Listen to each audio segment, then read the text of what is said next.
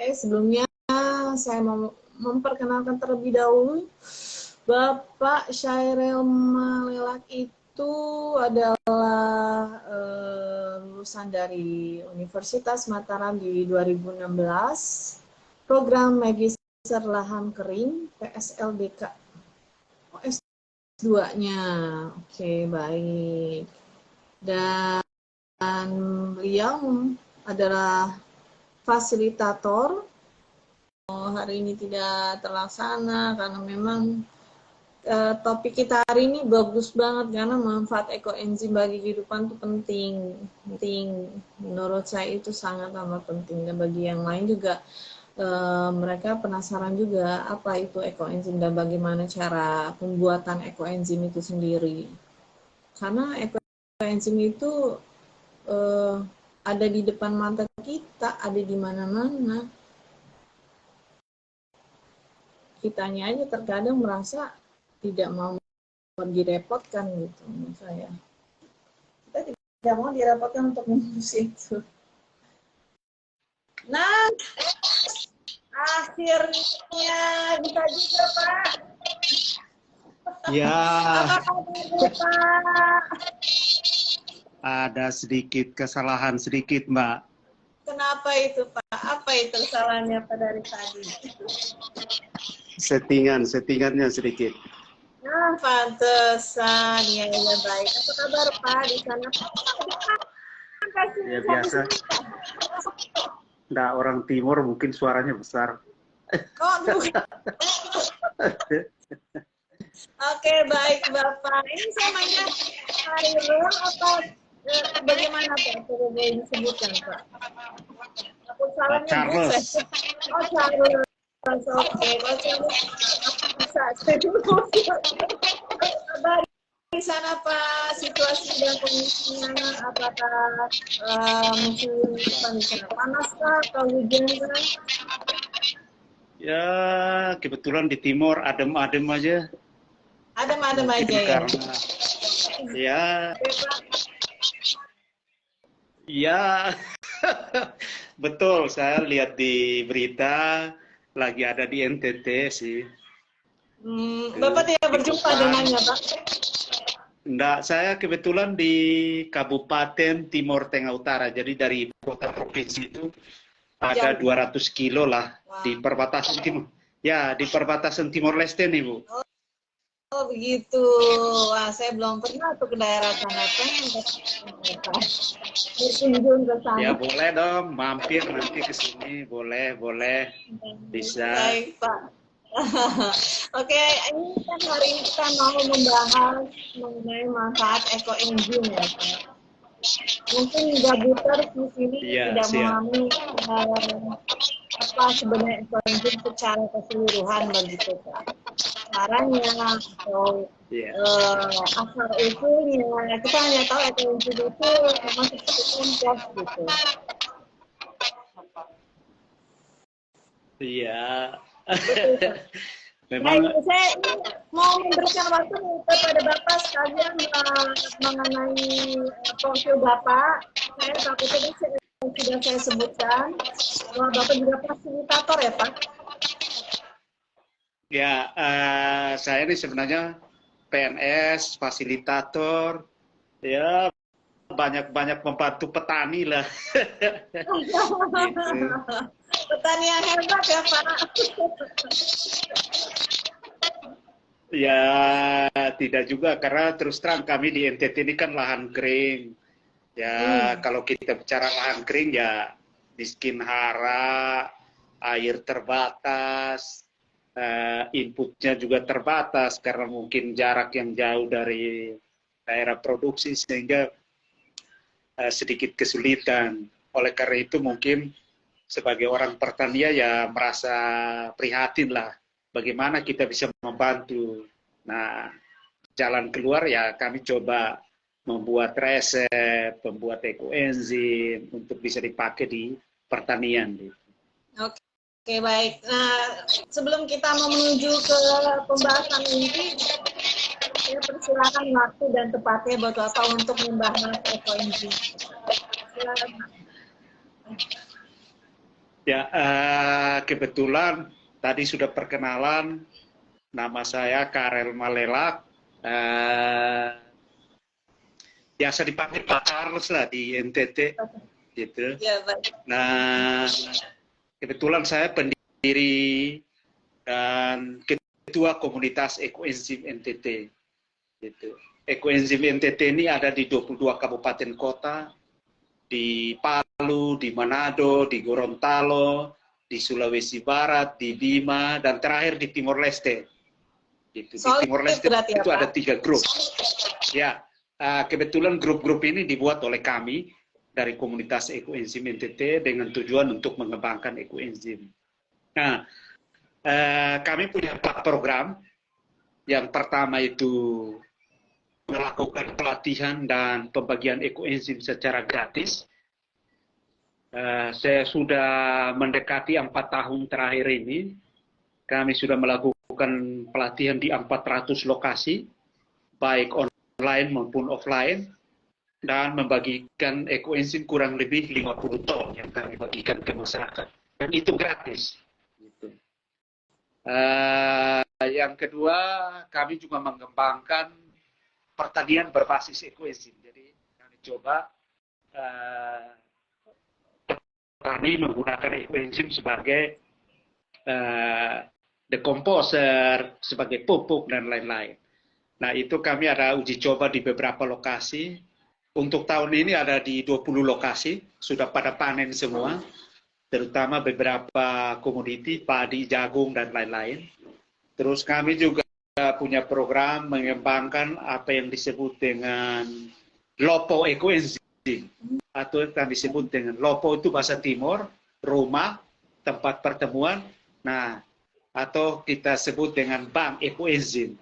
Kami punya 3, 1 di Kabupaten Titik, 2 di Kabupaten TTU, 1 di kota, 1 di Gunung Mutis, 1 di Amarasi. Gitu. Terus kami juga mengembangkan produk turunan ekoenzim dengan resep-resep yang kami coba ciptakan. Ada kurang lebih 16 resep, yaitu NPK ekoenzim, urea ekoenzim, serum ekoenzim, POC ekoenzim, NPK daun pacar ekoenzim. Banyak resep-resep yang kami coba kembangkan dan kita coba latih ke petani. Kita bagikan resep itu ke petani. Nah, itu program kami. Sampai saat ini kami masih konsisten dengan program itu. Dan setiap hari kami diundang untuk melatih petani di desa, di mana saja kami pergi dan melatih mereka. Itu ini. Nah, berkaitan dengan ekoenzim, kalau kita bicara tentang ekoenzim, eko itu lingkungan, enzim itu adalah larutan untuk mempercepat proses metabolisme. Nah, ekoenzim ini ditemukan oleh Dr. Sukon dari Thailand.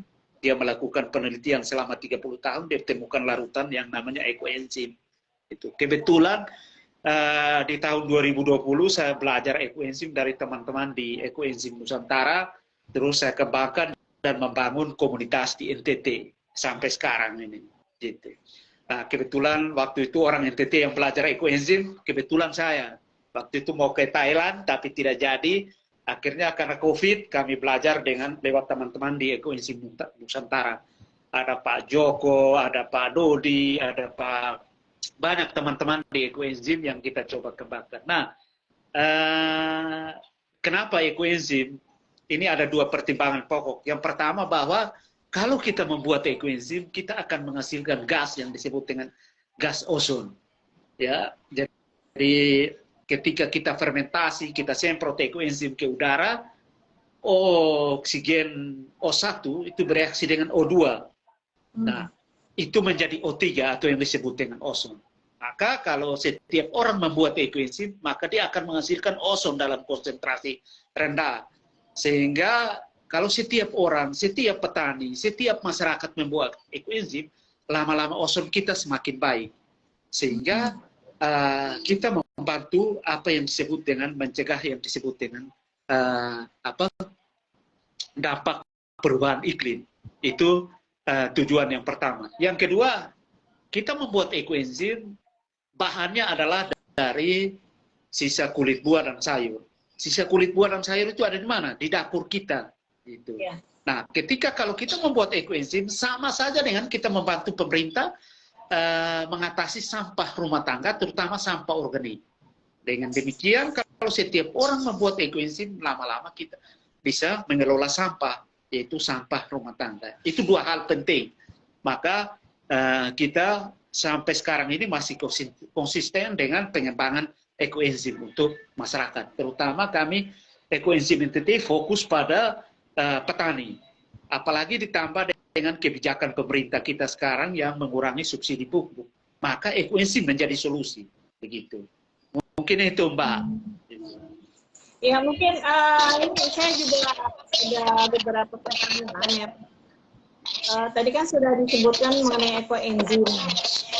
Untuk bagaimana cara membuatnya, apakah spesifik, apa harus ada takarannya, atau tidak boleh sembarang orang membuatnya, atau bagaimana?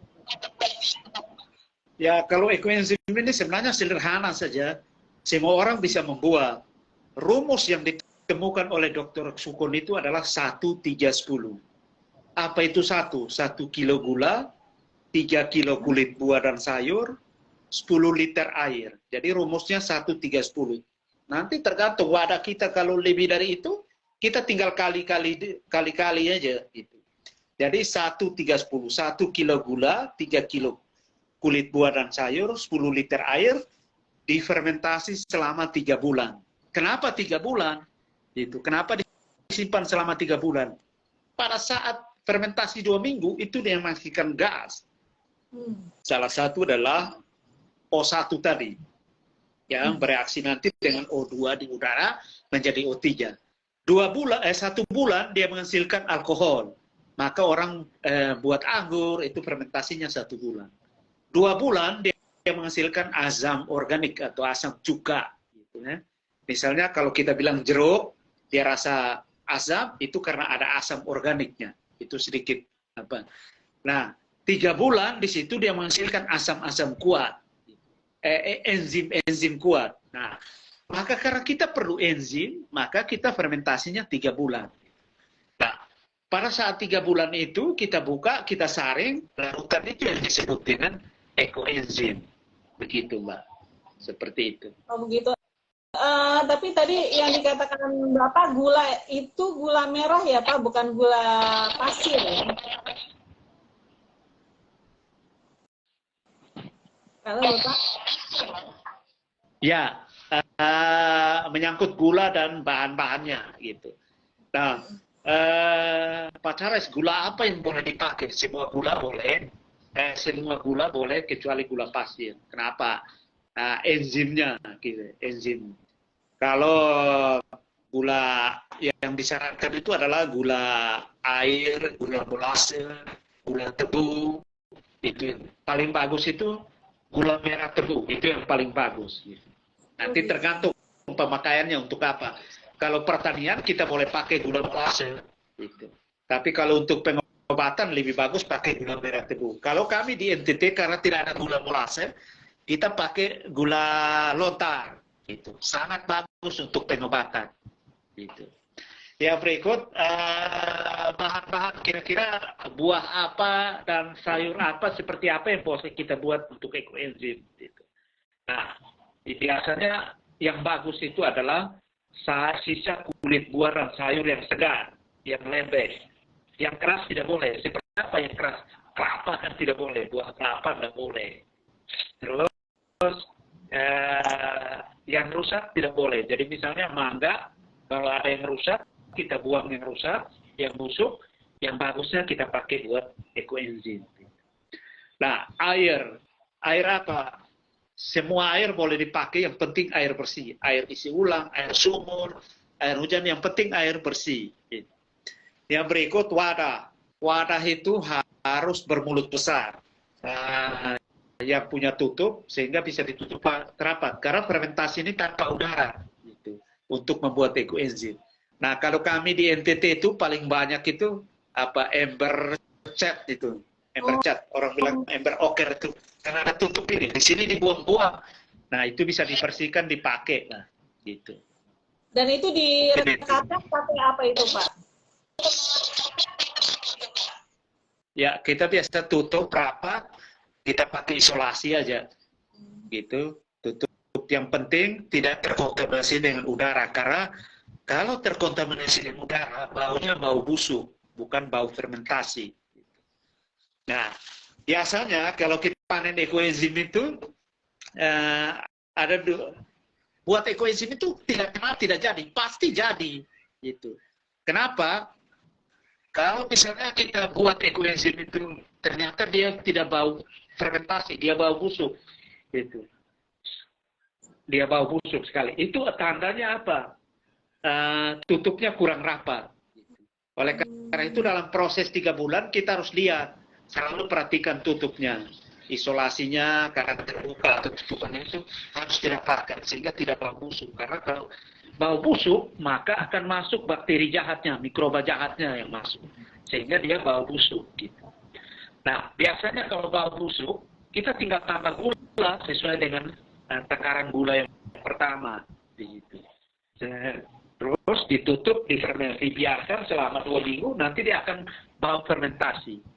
Terus biasanya ada ulat. Ulat wangi tapi ulat. Orang bilang maggot. Tidak masalah.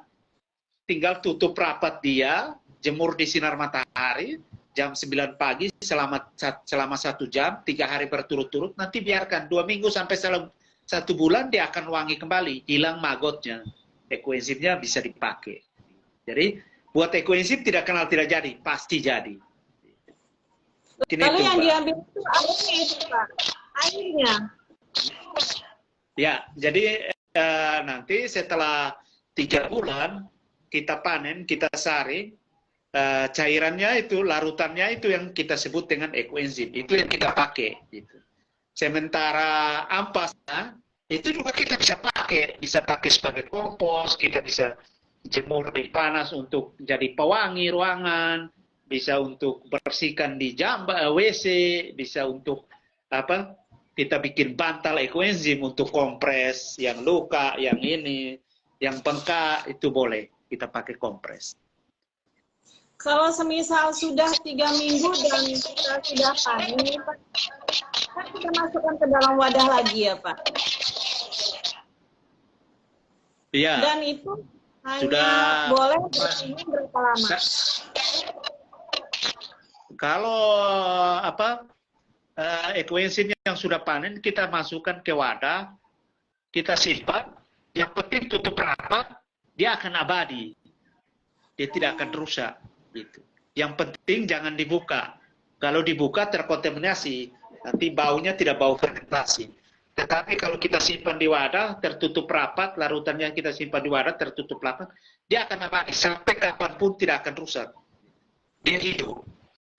Itu mikroba. Kenapa? Karena di dalam ekoenzim sendiri ada beberapa isinya dari larutan itu apa? Yang pertama enzim, yang kedua mikroba baik, yang ketiga unsur hara, yang keempat itu asam organik. Jadi ada 4 kandungan di dalam larutan tersebut, begitu.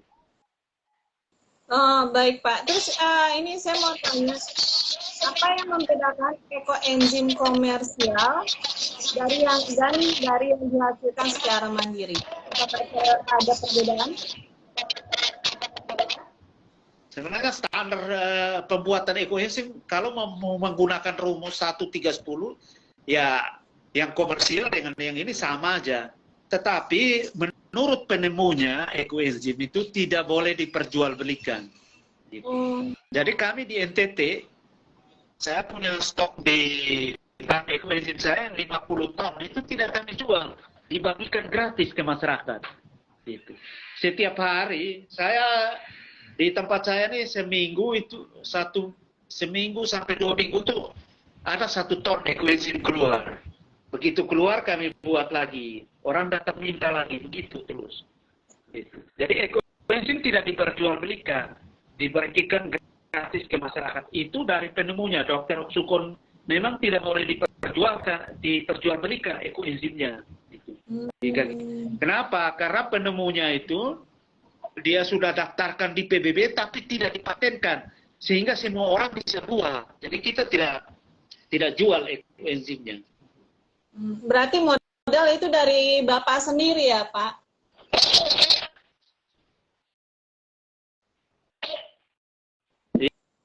Ya, Halo, Pak? jadi kami memang secara sukarela ya. Komunitas ekoenzim secara sukarela, kami punya modal sendiri, memang untuk tujuannya memang sosial sih, nggak ada bisnisnya di sini, jadi baginya gratis ekoenzim. Oh, gitu. Baik. Terus saya mau tanya lagi ini Pak, bagaimana ekoenzim berkontribusi terhadap praktek pertanian berkelanjutan?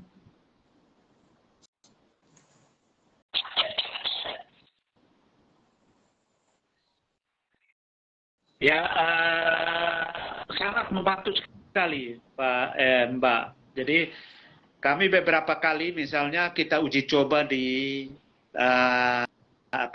di tanaman padi dan sayuran, itu sangat bagus. Ketika kita semprot ekoenzim, respon terhadap pertumbuhan luar biasa, sangat bagus sekali, luar biasa. Salah satu, misalnya di padi, salah satu bagaimana dampaknya terhadap hasil. Salah satu itu adalah apa? Berpengaruh terhadap rasa, terus hampanya sedikit, gabahnya berat, terus jumlah anakannya lebih banyak. Contoh kalau kita pakai pupuk biasa, kalau di NTT dan beberapa lokasi, kebetulan saya keliling, itu jumlah anakan yang paling dengan pupuk maksimal paling tinggi itu 18 sampai 20 anakan. Tetapi menggunakan ekoenzim bisa 40 sampai 60. Artinya apa? Kalau padi satu anakan itu satu male, dengan pertambahan jumlah anakan, maka akan bertambah jumlah male, maka produktivitasnya akan meningkat. Begitu, Mbak. Jadi sangat bagus. Kedua, berdampak terhadap lingkungan. Jadi tingkat kesuburan juga akan meningkat. Kenapa? Penggunaan untuk sawah misalnya, sebelum kita, waktu saat kita bajak, habis bajak kita semprot dengan ekoenzim, dosis 1 cc ekoenzim berbanding 1 liter air. Kita semprot di tanahnya, baru kita rotari dia, kasih rata dia, biarkan 2 minggu kita tanam. Akhirnya apa? Dia bisa detoksifikasi kelebihan unsur hara yang ada di dalam tanah, sehingga tanah menjadi subur. Tumbuhlah mikroba-mikroba yang ada di dalam tanah. Itu sangat bagus untuk lingkungan. Iya, Memang Pak. kami, Iya Pak, boleh dilanjutkan. Memang kami lagi fokus bagaimana mengembangkan pertanian berbasis ekoenzim. Kebetulan kami baru uji coba di beberapa tempat dan ada yang sudah menerapkan 100%. Misalnya di Yasab Kupang, Yayasan Anak dan Perempuan, itu mereka sudah terapkan 100%. Dan sudah mendapat kunjungan dari Belanda, mereka sudah dikunjungi dari Belanda dan rencananya akan dikembangkan secara baik. Itu luar biasa. Itu. Daerah yang awalnya dia full kimia, sekarang sudah full organik. Gitu. Mereka coba. Memang awalnya tantangannya orang tidak percaya ya. Tetapi setelah kami penerapan dan menghasilkan, sekarang banyak yang sudah mulai ikut cara-cara itu. Dan sekarang sudah dikembangkan. Ya. Lalu Pak, dengan adanya pengembangan potensi yang sudah terlihat ya Pak, yang sudah diteliti oleh Bapak dan kawan-kawan, apakah kedepannya akan dipatenkan atau tetap tidak dipatenkan? Ya, untuk sementara kami tidak berpikir sampai ke situ. Tujuannya kami bagaimana membantu petani. Terus terang, NTT memang wilayah luas dengan petani yang kalau kita bicara sedikit, notabene adalah banyak petani miskin. Nah, ini solusinya kita bisa datang untuk membantu mereka. Bayangkan di pedalaman, di hutan sana, dengan transportasi yang sulit, mereka kesulitan pupuk, segala macam. Kita datang bisa membantu mereka, itu sesuatu yang luar biasa. Memang butuh biaya sih sampai di sana. Tapi sampai saat ini kami tidak ada kendala untuk ke situ. Itu.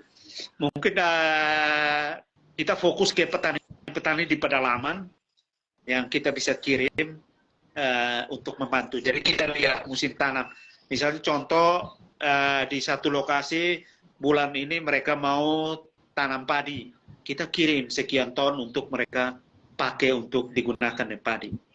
Memang mengedukasi petani ini tidak segampang ya, tidak segampang kita membalik telapak tangan, butuh waktu karena ini perubahan perilaku. Tetapi saya optimis ke depan pertanian ekoenzim menjadi pilihan yang terbaik lah. Apalagi Iya, Pak. dengan kondisi kita yang sekarang ini, ya betul. Iya, Isu dengan perubahan adanya iklim ekoenzim. sekarang ini. Betul. Dengan Ya. adanya ekoenzim, Pak, yang Bapak bantu para petani, apakah itu bisa mengurangi pupuk mereka atau tetap mereka mempergunakan pupuk?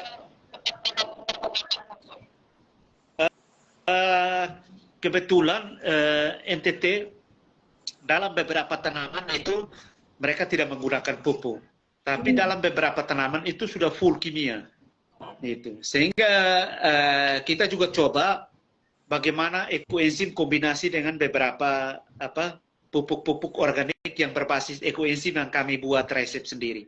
Dan itu sudah bisa menggantikan 100% pupuk kimia. Itu sangat membantu sekali. Gitu.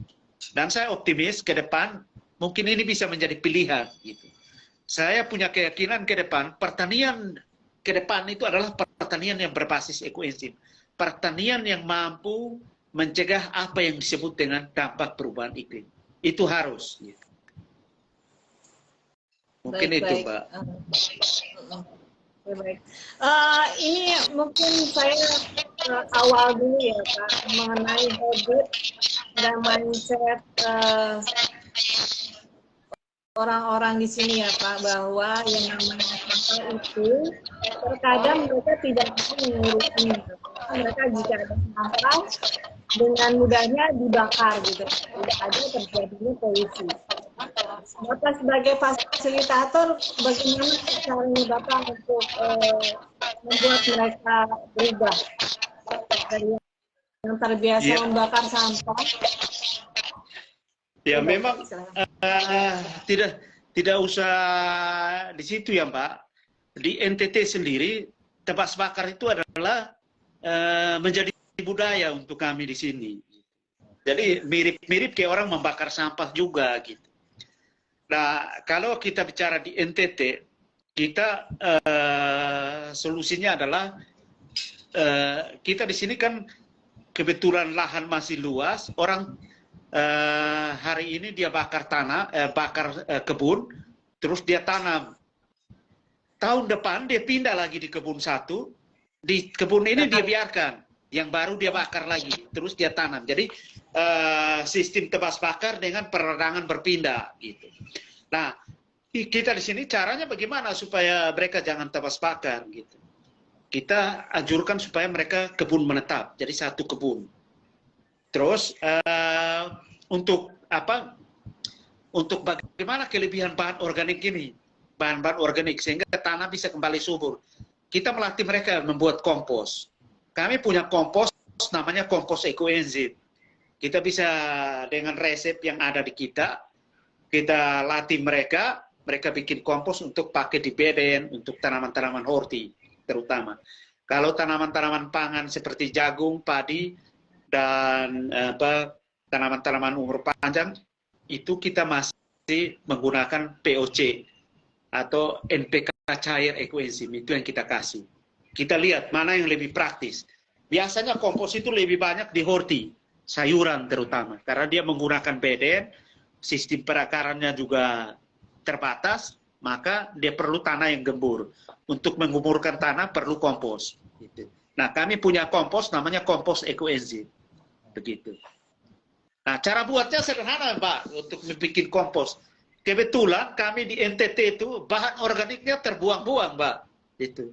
Salah satu bahan organik yang paling banyak di NTT itu apa? Cirit, cirit sapi, cirit ayam itu, ya apa ya? Kotoran ayam, kotoran sapi, babi, kuda, di sini banyak. Kedua, daun gamal di sini cukup banyak. Yang ketiga apa? Kirinyu atau chromolema. Chromolema di sini orang bilang rumput bunga putih. Di sini sangat banyak, di kebun banyak. Jadi kalau kita membuat kompos tinggal pakai bahan-bahan itu, dicampur, disemprot ekoenzim, terus fermentasi dia selama 7 sampai 12 hari, kita buka dan kita pakai sudah sebagai kompos. Sangat bagus. Kenapa? Daun gamal itu banyak tinggi unsur N-nya. Sedangkan kirinyu atau chromolema atau rumput bunga putih, kalau bahasa timurnya untuk apa? Organik atau kimia? Untuk organik? Sebenarnya NTT masih cukup bagus ya. Kita harus cepat. Karena terus terang kita melawan korporasi nih Mbak. Jadi kita harus, ini kalau kita mau ngomong ini sudah bicara korporasi. Tapi saya pikir oke lah korporasi dengan mereka punya, kami juga dengan kami punya. Saya pikir ke depan masyarakat akan semakin paham mana yang lebih baik. Apalagi kalau kita bicara dampak terhadap kesehatan, maka organik adalah pilihan yang terbaik. Sekarang dengan apa yang kami lakukan selama 4 tahun ini, di pasar petani-petani atau masyarakat sudah mulai tanya, kalau kau tanam ini sayur pakai apa gitu. Jadi masyarakat mulai ada edukasi terhadap masyarakat. Jadi saya pikir ke depan akan dengan sendirinya akan lebih baik begitu. Jadi tapi kami optimis sih, Pak. Untuk sayuran yang impor masuk ke NTT itu apakah lebih banyak atau masyarakat sekitar untuk sayuran? Untuk sayuran kami sementara masih lokal sih. Belum ada yang dari luar masuk, kecuali buah, misalnya apel segala macam. Tapi itu juga terbatas. Kalau sayuran kita NTT cukup bagus sih. Baik itu mulai dari sawi, kangkung, tomat. Di sini cukup bagus. Sangat banyak. Dan hanya buah saja yang mulai organik. Ya, beberapa buah memang harus dari luar, seperti rambutan, segala macam itu dari luar. Nah, kalau misalnya ini untuk pertanian, Pak, organik di sini masuknya hidroponik atau bagaimana, Pak? Tidak. Kami di sini kan lahannya luas, jadi jarang yang menggunakan hidroponik. Kebanyakan langsung di lahan. Jadi kita NTT ini 2 musim, musim hujan sama musim panas. Musim hujan itu cuma 3 bulan. Nah, pada saat musim hujan, orang tanam padi ladang sama tanam jagung. Nah, di musim panas itu, orang tanam horti, sayuran. Memanfaatkan apa? Aliran sungai, sumber mata air, embung, dan segala macam. Dan itu sangat membantu petani untuk meningkatkan pendapatan mereka. Gitu. Baik. Nah, untuk ekoenzim itu kan dia triple cairan, Pak. Selain untuk pertanian, apalagi Pak, misal untuk diri kita sendiri, apakah ada manfaatnya? Nah, ekoenzim ini punya 3 manfaat. Yang pertama manfaat lingkungan tadi, menghasilkan ozon, menghilangkan bau, membersihkan udara, segala macam. Itu manfaat lingkungannya. Bisa membersihkan air, itu manfaat lingkungannya. Nah, manfaat pertanian tadi sebagai pupuk dan pestisida tadi. Yang terakhir itu adalah manfaat kesehatan.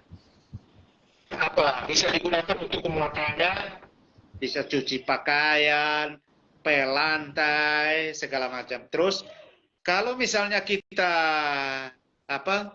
kudis, untuk sakit-sakit kudis, kurap, eksim, luka karena gula, kita bisa semprot ekoenzim saja, gitu, pakai ekoenzim.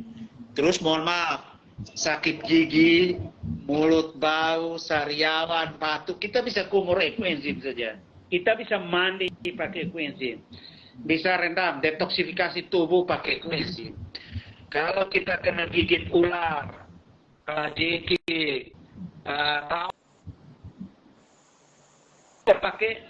pakai koenzim saja. Jadi ada masalah kesehatan. Nah, di NTT itu kebanyakan ada yang kudis, panu, gatal-gatal, kutu air.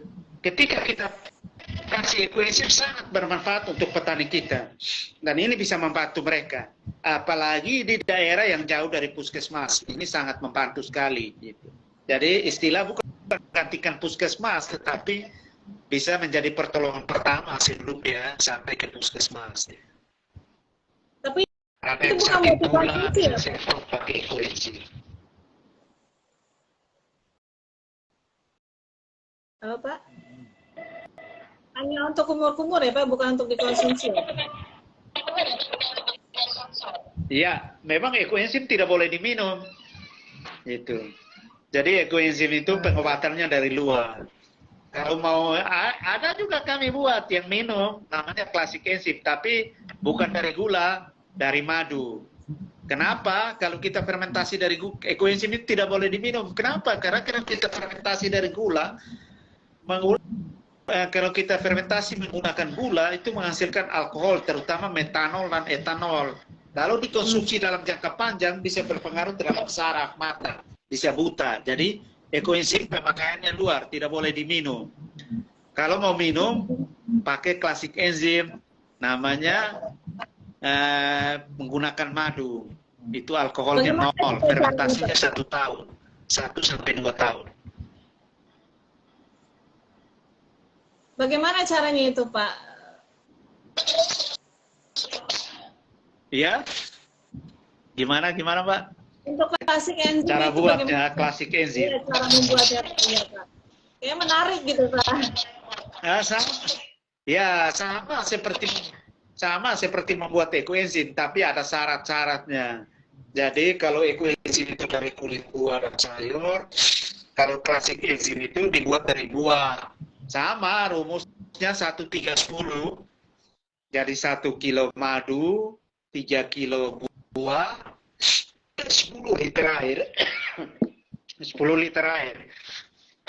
Tetapi ada 5 buah wajib dan sisanya adalah buah tambahan. Wajibnya apa? Yang pertama nanas. Itu buah yang wajib. Yang kedua Nggak kedengeran tadi Pak. pepaya. Ya. Buah nanas. Ya, pepaya. Terus jeruk. Pisang kepok, sama satu lagi markisa. Itu jadi 5 buah wajib itu harus ada di dalam membuat klasik enzim. Begitu. Dalam kondisi matang atau bagaimana Pak? Ya matang, harus buah yang matang. Itu. Jadi dia pakai daging buah, bukan pakai kulit buah. Fermentasinya selama 1 tahun. Oh 1 tahun, lama ya Pak ya? Nanti buah lain buah tambahan. Ya, gimana? Termasuk lama ya Pak? Iya, sangat. Ini. Kenapa bisa Jadi, 1 tahun Pak? Kami Apakah banyak. sudah dicoba Ya, atau? lama 1 tahun. Jadi fermentasinya 1 tahun. Sehingga alkoholnya betul-betul 0. Itu kalau sudah 1 tahun alkoholnya 0. Kandungannya 0. Makanya itu baru bisa dikonsumsi kalau alkoholnya sudah kandungannya sudah 0 ya Pak ya? Halo Pak?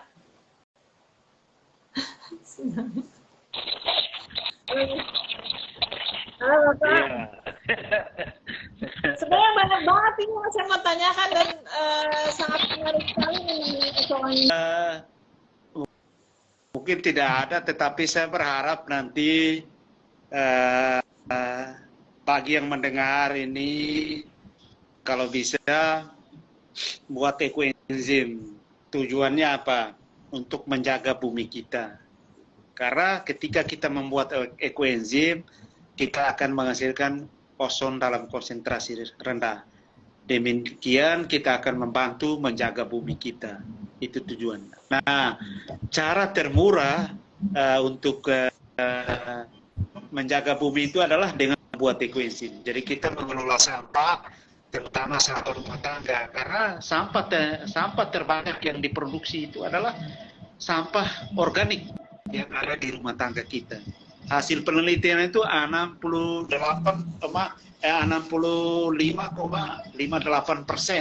itu rumah tangga itu menghasilkan sampah organik. Jadi ini cukup besar gitu.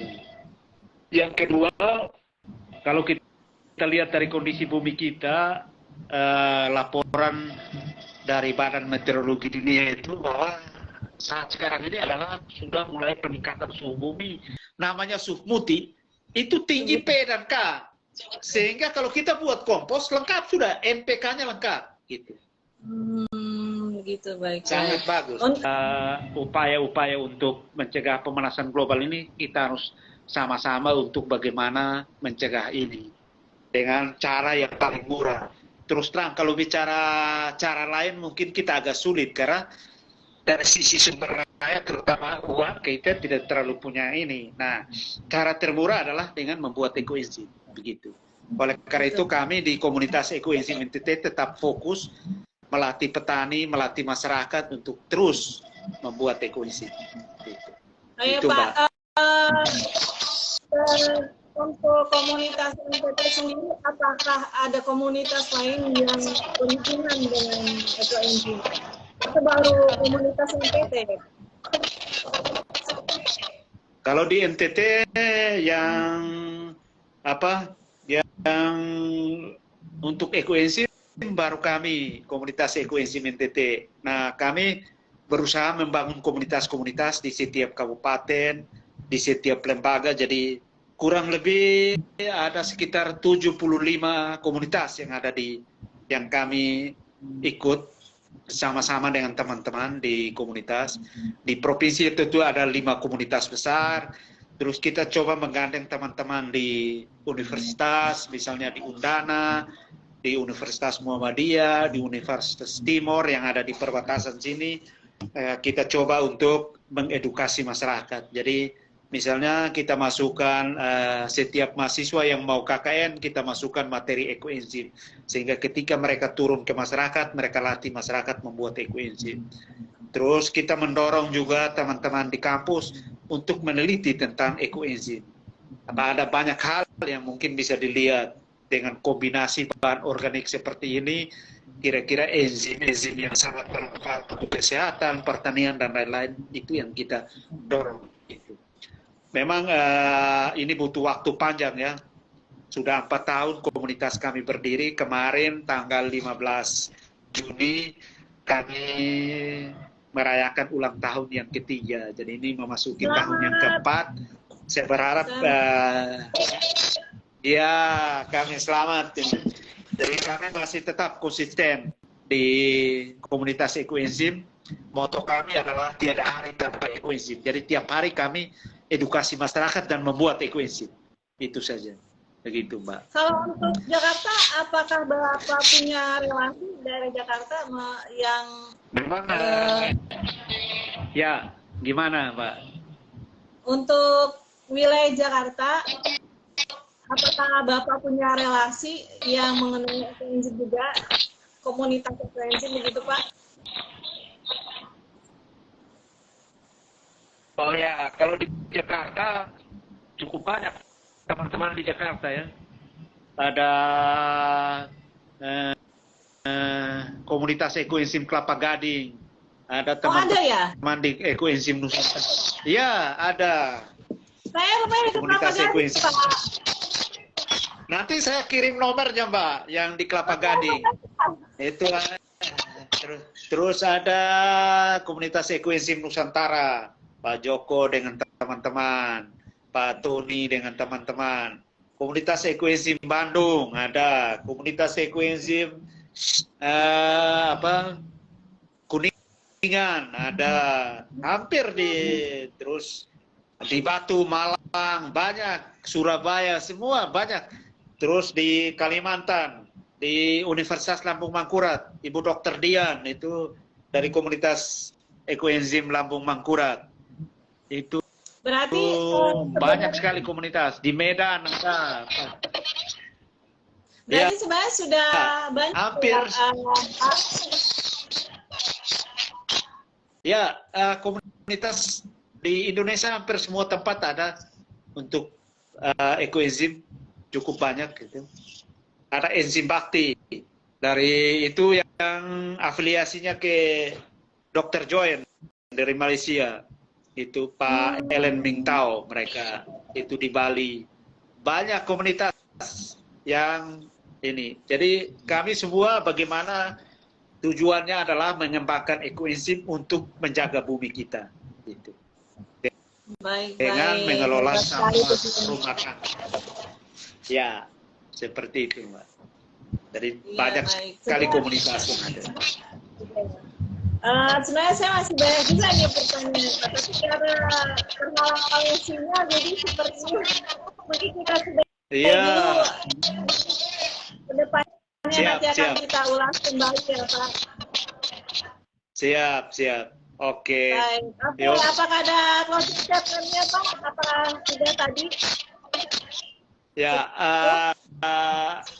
Ya, closing statement-nya ya saya hanya berpesan satu, membuat ekoenzim adalah perbuatan baik.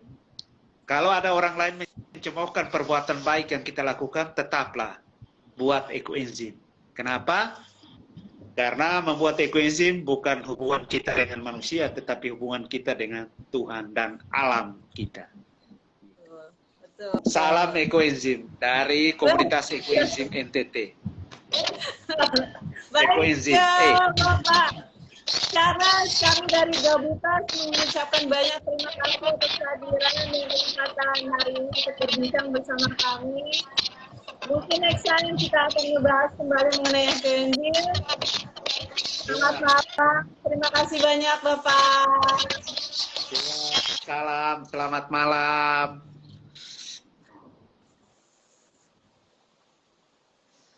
Baik, terima kasih semuanya, dan Bapak Tiago Nathan Malewa, terima kasih atas kehadirannya. Saya Tina dari Gabuters Merdeka.